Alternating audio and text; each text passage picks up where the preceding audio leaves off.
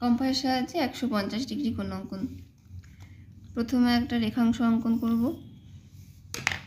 তারপরে তার উপরে কম্পাস বসিয়ে নিয়ে যে কোনো একটা বিন্দুতে একটা বৃত্তচাপ অঙ্কন করব। সেই বৃত্তচাপের যেখানে রেখাংশকে ছেদ করেছে সেই বিন্দুতে আবার কম্পাসের কাঁটা বসাকে ছেদ করেছে, সেখানে কম্পাসের কাঁটা বসিয়ে একই ব্যাসার্ধের আরেকটি বৃত্তচাপ আঁকবো এবং সেই বৃত্তচাপটি যেখানে ছেদ করেছে সেখানে কম্পাসের কাঁটা বসিয়ে আরেকটি বৃত্তচাপ অঙ্কন করব এবং এখানে আরেকবার বসিয়ে নিয়ে আরেকবার অঙ্কন করব এবং এই দুটি বিন্দুকে যুক্ত করব। এটি 90 ডিগ্রি কোণ তৈরি হলো এবং এইখানটাতে কাঁটা বসিয়ে আরেকটি বৃত্তচাপ অঙ্কন করব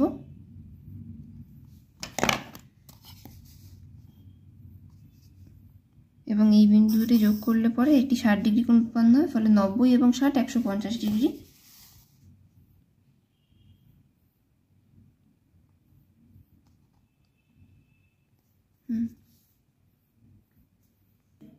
আরেকবার দেখে নাও কিভাবে আঁকলাম। প্রথমে এখানে রেখাংশ অঙ্কন করেছি একটা এবং এখানে কাঁটা বসিয়ে নিয়ে একটি বৃত্তচাপ অঙ্কন করেছি এবং তোমরা তো জানো কিভাবে 90 ডিগ্রি অঙ্কন করতে হয়। এবং আমি আরেকবার বলছি, এখানে কাঁটা বসিয়ে একই ব্যাসার্ধের একটি বৃত্তচাপ অঙ্কন করলাম এবং এখানে বসিয়ে নিয়ে আবার একইভাবে বৃত্তচাপ অঙ্কন করেছি এবং এখানে বসিয়ে নিয়ে এখানে আরেকটি বৃত্তচাপ অঙ্কন করেছি। ফলে এই দুটো বৃত্তচাপ পরস্পরকে ছেদ করেছে এবং এই রেখাংশ দুটি এবং বিন্দু দুটিকে যোগ করেছি একটি রেখাংশ দ্বারা এবং এইখানে কাঁটা বসিয়ে নিয়ে আরেকটি 60 ডিগ্রি অঙ্কন করেছি। ফলে 90 এবং 60 পরস্পর মিলিত হয়ে 150 ডিগ্রি কোণ তৈরি করেছে এবং টোটালটা মিলে 150 ডিগ্রি কোণ তৈরি হয়েছে। 10 সেন্টিমিটার রেখাংশকে কম্পাসের সাহায্যে 4 ভাগে বিভক্ত করো। এখানে আমি 10 সেন্টিমিটার দৈর্ঘ্যের রেখা এঁকে নিয়েছি। এবার প্রথমে আমি একটি রেখা আঁকব এবং কম্পাস নিয়ে এখানে বসিয়ে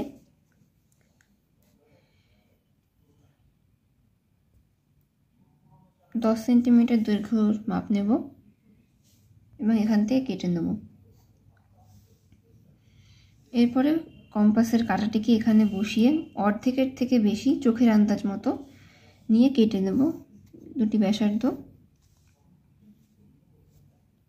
একইভাবে এখানেও তাই করব।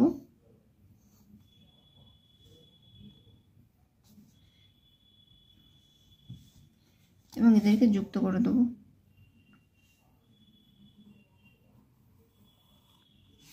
ফলে এখানে 5 সেন্টিমিটার এবং এখানে 5 সেন্টিমিটার দুটি রেখা তৈরি হয়েছে এবং আবার এখানে কাঁটা বসিয়ে নিয়ে এটিকে দুভাগে ভাগ করব।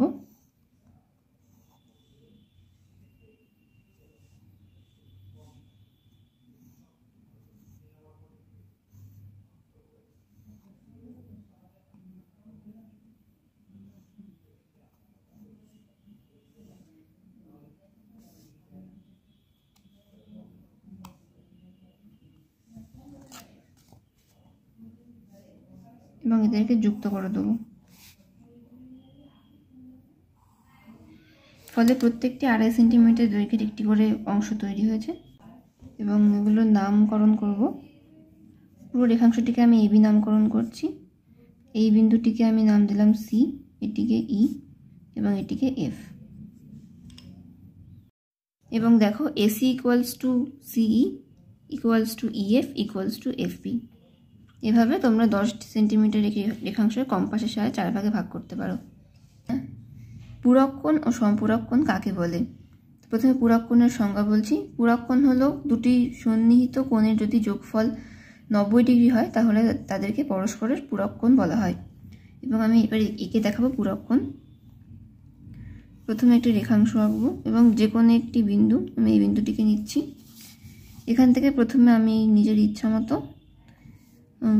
30 ডিগ্রি অঙ্কন করলাম চাঁদার সাহায্যে এবং এদেরকে পরস্পর যুক্ত করলাম এবং এই 30 ডিগ্রির উপরে আমি আরও 60 ডিগ্রি অঙ্কন করব যাতে 90 ডিগ্রি কোণ উৎপন্ন হয়।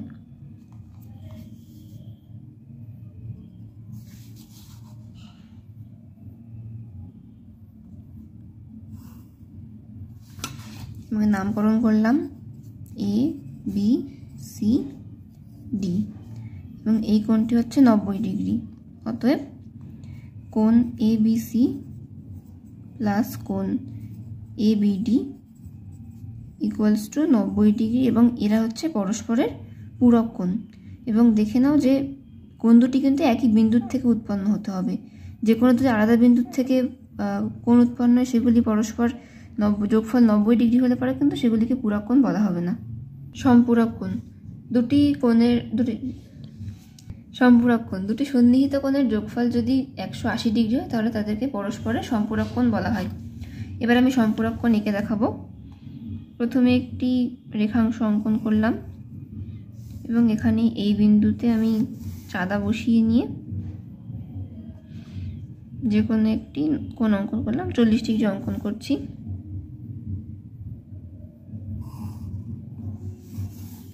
এবং 40 ডিগ্রির উপরে আমি আরেকবার চাঁদা বসাবো এবং 140 ডিগ্রি অঙ্কন করব এবং এদেরকে যুক্ত করলাম। নামকরণ করছি ABC এবং D। অতএব কোণ ABC প্লাস কোণ ABD ইকুয়ালস টু 180 ডিগ্রি, এবং এই কোণ দুটি হচ্ছে পরস্পরের সম্পূরক কোণ। এবং এক্ষেত্রে মাথায় রাখবে যে কোণ দুটি যেন একই বিন্দুর থেকে উৎপন্ন হয়, অর্থাৎ সন্নিহিত কোণ হয়। যে কোনো দুটি আলাদা কোণের যোগফলে 180 ডিগ্রি হলে পরেও কিন্তু সম্পূরক কোণ তারা হবে না।